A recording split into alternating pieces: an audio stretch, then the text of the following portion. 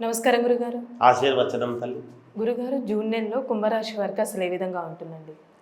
కుంభరాశి వారికి ఈ జూన్ నెలలో మిశ్రమ ఫలితాలు గోచరిస్తున్నప్పటికీ కొంతవరకు అధిగమించేటువంటి పరిస్థితి ముందుకు వెళతారని ఉంది.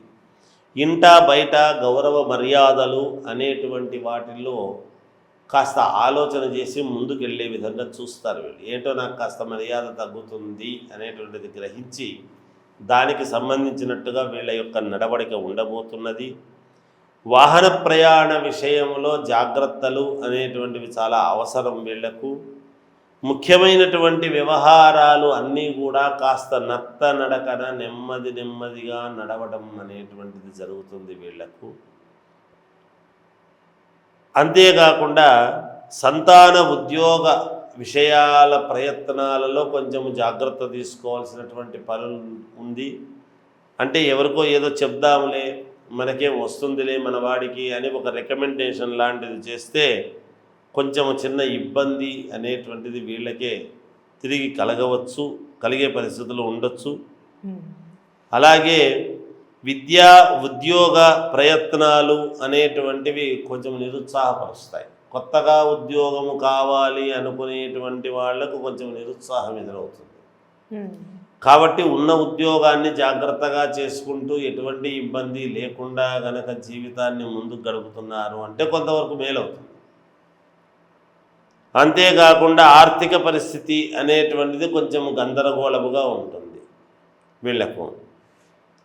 గృహమున కొందరి ప్రవర్తన మానసికంగా బాధ అనేటువంటిది కలిగి కోపాన్ని అదుపులో ఉంచుకోవటం మంచిది అనే భావనతో వాళ్ళనేమి అనలేకపోయి సరే ఒక మాట అనేసి మనకెందుకు చెడ్డ అనేటువంటి భావనతో ఊరుకుండిపోతారు అనేది తెలుస్తూ ఉన్నది. అయితే శుభకార్యాలు జరిగే అవకాశం ఉందండి? శుభకార్యాలకు సంబంధించినటువంటి మాటలు మాట్లాడుకుంటారు. వెంటనే చెయ్యరు కానీ మాట్లాడుకోవడం జరుగుతుంది ఫలానప్పుడు అని. దానికి అనుకూలముగా ముందుకు వెళతారు గాక వీళ్ళు కుంభరాశి వాళ్ళు. ఏది ఏమైనా శారీరకమైనటువంటి శ్రమ, మానసికమైనటువంటి శ్రమ రెండూ ఉంటాయి. చిన్నపాటి గొడవలు అనేటువంటివి సర్వసాధారణం. వాటిని ఎక్కువగా పట్టించుకోరు వీళ్ళు. జాగ్రత్తగా వెళ్ళిపోతారు ఆఫీసులు, జాగ్రత్తగా వస్తారు. ఎటువంటి ఇబ్బంది ఉండదుగాక. మిశ్రమ ఫలితాలు గోచరిస్తున్నప్పటికీ చాలా ఇబ్బందులు అనేటువంటివి అయితే ఏమాత్రము లేవని చెప్పవచ్చు. అయితే అండి, ఈ రాశి వారికి ఎలాంటి పరిహారం చేయాలంటే? ఈ రాశి వాళ్ళు ఎలాంటి పరిహారం చేసుకోవాలి అని అంటే వీళ్ళు ఎక్కువగా గోవును ఆరాధించడం మంచిది, లేదా శ్రీకృష్ణుణ్ణి ఆరాధించడం మంచిది. గోవుకు ఏదైనా ఆకుకూరలు లాంటివి తినిపిస్తే వీళ్ళకు మేలు జరుగుతుంది అనేటువంటిది తెలియజేస్తున్నాను. చాలా చక్కగా తెలుసు గురుగారు. ధన్యవాదాలు. జయోస్తు.